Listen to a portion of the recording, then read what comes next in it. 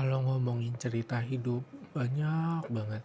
Tapi banyak juga cerita hidup yang kita bisa ambil pengalaman. Kali ini mau cerita, ya ada orang yang cewek ya maksudnya ini, dijanjiin menikah. Setelah menikah tuh ya nyaman beberapa waktu, terus ditinggal sama cowoknya. Kita ambil ini sebagai pengalaman ya. Jadi ceritanya sebut aja dia Mawar. Mawar ini dia berumur sekitar 25 tahun, bekerja sebagai sales showroom mobil. Perawakannya cantik, tinggi. Pokoknya setiap cowok-cowok yang ngeliat dia pasti banyak yang suka, pasti banyak yang menarik. Tapi sayangnya banyak dari yang melihat dia itu cuma melihat fisik, alias cuma melihat karena nafsu aja, pengen mencicipi. Sorry kalau bilangnya agak vulgar ya, tapi ya itu adanya. Mereka itu mendekati cuma karena pengen kenal, ngajak tidur, dan bye. Tapi Mawar ini pinternya karena dia lulusan sekolah SMA, jadi masih sedikit pakai otaknya buat berpikir, dan dia sadar kalau cowok-cowok yang lihat dan mencoba mendekati dia itu cuma karena pengen nafsu aja, pengen senang-senang aja, pengen cuma fun aja. Dia tetap fokus bekerja, dia banyak mengikuti event di mall-mall ataupun di event besar, pameran-pameran kayak gitu. Karena emang penampilannya juga cukup menunjang dan juga cukup menarik, dan cara ngomong dia, cara ngobrol dia, cara dia meng-approach calon klien juga sangat-sangat bagus. Bisa dibilang di atas rata-rata. Nah, Mawar ini sering kan, kebetulan dia bekerja di sebagai sales showroom mobil ini sekitar kurang lebih 5 tahun. Jadi dia lulus SMA, dia langsung bekerja di sales ini. Meskipun seperti berkejaran dengan napas untuk mencukupi hidupnya, tapi dia masih bisa untuk mengirim uang ke keluarganya di kampung sana untuk membantu kedua orang tuanya dan juga membantu adik-adiknya di kampung biaya hidup. Sedangkan dia di sini sewa di kos-kosan yang cukup proper untuk dia tinggal, nyaman versi dia. Banyak cowok-cowok yang mendekatinya, menawarkan, mengiming-imingi dia untuk tinggal bersamanya, entah di kosan yang lebih bagus, di apartemen, di rumah. Tapi si Mawar ini tahu, karena di balik motif yang nawar-nawarin itu, cowok-cowok itu ya kembali lagi, mereka punya motif yang langsung maupun tidak langsung pengen menjadikan dia pacar, yang ujungnya tuh sebenarnya lebih banyak negatifnya. Pengen cuma just for fun sekali, 2 kali, gratisan gitu. Cowok-cowok mau kondo ini modal gratis, pengen dapet yang enak.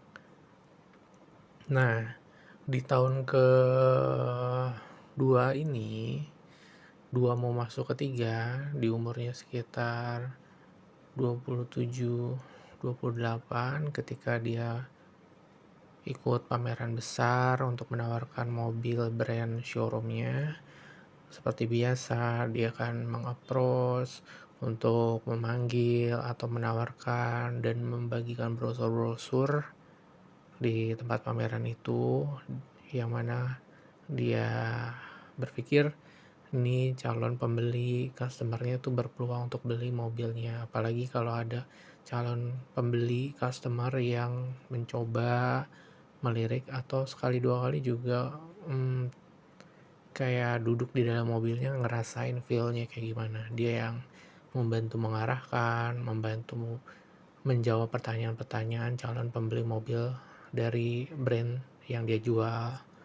Nah, bertemulah dia dengan seorang pria. Ya, kurang lebih bedanya dengan dia sekitar 4 atau 5 tahun. Cukup menarik, sangat karismatik, terlihat sepintas dari luar memang gak ada celah buat diomongin jelek cowok ini. Ya, nah kebetulan cowok ini ingin membeli mobil yang ditawarkan oleh si Mawar ini. Singkat waktu, karena yang meng-approach pertama ini si Mawar, jadilah si calon pembeli ini ngedeal DP untuk membeli mobil tersebut. Nah, kan si Mawar ini yang mengurus dari A sampai Z, sampai pengurusan surat-surat, sampai mobil ini jadi dan siap dikirimkan kepada nasabahnya tersebut. Nah, selama ini dia chatting-chattingan, butuh waktu lah sekitar sebulan kurang lebih untuk mengurus surat-surat sampai benar-benar jadi, dan surat ini, mobil ini juga siap diserah terimakan. Kebetulan Mawar yang juga karena dia sebagai sales yang mengantarkan ke rumah si calon klien ini, dan diterima dengan baik, di test drive lagi sampai akhirnya selesai lah proses pembelian ini. Dari sini awal mula kisah mereka berdua untuk lebih deep, lebih dalam kenal. Mereka sering chattingan dan sering juga ngobrol sampai pada satu ketika si cowok ini mengajak dia untuk makan atau dating lah. Ya, namanya Mawar sebagai cewek yang single, dan dia juga melihat ketulusan dari si cowok ini, dia datang lah ya, datang, dan juga datang dalam artian si cowok ini jemput ke kosannya, ngajak makan sekali, dua kali, tiga kali. Mereka berdua merasa saling satu sama lain menyambung dari obrolan dan lain-lain. Tapi ada satu hal yang agak ada benteng, yaitu beda keyakinan gitu. Nah, si cowoknya ini ternyata adalah duda cerai mati. Nah, karena saking effortnya si cowok ini ngedeketin si Mawar dideketin si cowok ini, dan si cowok ini menunjukkan dan mengutarakan niat baiknya untuk melamar si Mawar. Tapi karena tadi yaitu benteng tingginya adalah beda keyakinan, si cowok ini sampai mau untuk pindah agama. Dan si Mawar yang gadis desa merantau ke Jakarta bertahun-tahun, ketemu cowok yang serius, ya bagaikan gayung bersambut. Dia pun mengiyakan, tapi dengan satu syarat, si cowoknya ini harus pindah agama. Dan si cowoknya, ya oke, gue akan pindah agama buat menikahi lu, gue karena sayang sama lu, serius. Dan seperti itulah kurang lebihnya. Dan si Mawar ini mengutarakan ke orang tuanya, tapi orang tuanya bilang kayak sebaiknya jangan dipikirkan lagi kayak gimana, ditanya ulang, takutnya kamu salah langkah. Tapi si Mawar ini tetap lengket, ngeyel karena dibutakan cinta, bucin. Nah, akhirnya mereka menikah, hidup bahagia. Tapi masalahnya menikahnya ini secara menikah siri, bukan menikah secara agama resmi. Di dalam pernikahan siri mereka ini, mereka punya anak, cewek cakep seperti dia dan juga seperti suaminya yang cakep dan ganteng ini. Ketika masuk pernikahan sekitar 5 tahun dari usia menikah, mereka berjalan dengan baik, setiap bulannya serba cukup, tinggal di apartemen yang baik, suaminya pun bertanggung jawab.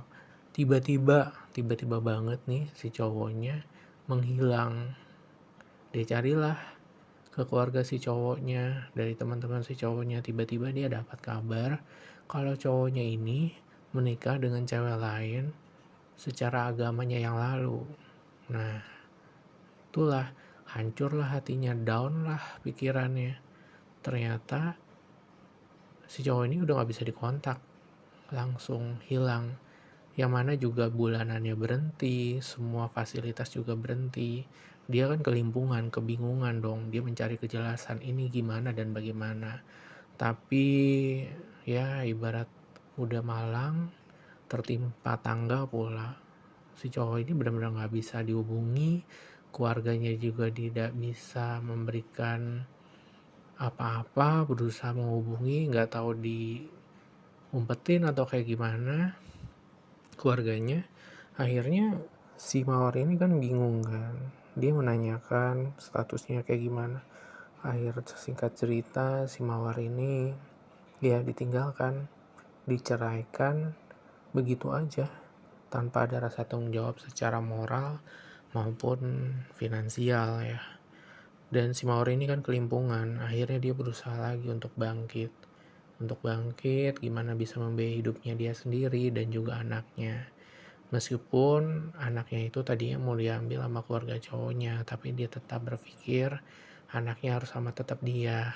Kayak gitu, karena dia ibu kandungnya tahu mana yang lebih baik. Ya, pilihannya sangat susah waktu itu. Akhirnya dia berjuang kembali untuk menghidupi dirinya dan anaknya. Dia memulai kembali semua dari nol. Anak yang tadinya sekolahnya dengan fasilitas internasional harus disekolahkan di sekolah yang biasa, sangat-sangat biasa, yang dia biasa hidup tinggal di apartemen dan lingkungan mewah. Sekarang dia pun harus kembali tinggal di kosan yang sangat murah untuk dia dan anak ceweknya ini. Hidupnya benar-benar kayak 180 derajat berubah. Nah, poin yang di sini yang pengen diceritain, yang bisa kita ambil pengalaman buat kita-kita, terutama kalian cewek-cewek, ya jangan terlalu bucin-bucin.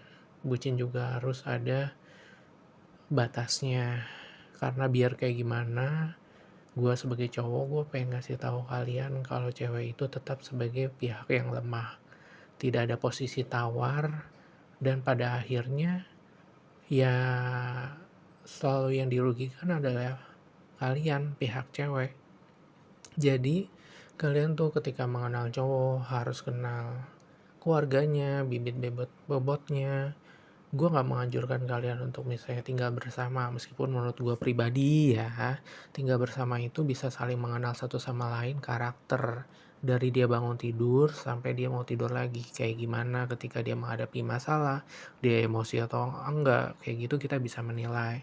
Dan juga mengenal keluarganya, ke niat baik dia. Dan dinikahi itu harus yang benar-benar dalam hal kayak jangan siri jahe kunyit lah ya, tapi harus sah secara negara dan diketahui kedua orang tua ataupun keluarga kedua belah pihak, yang mana sedikit banyak untuk melindungi kalian cewek-cewek kayak gitu. Kalau kayak gini kan kasihan. Dan juga satu yang menurut gua ya, kalian cewek-cewek ketika menikah pun harus tetap bekerja.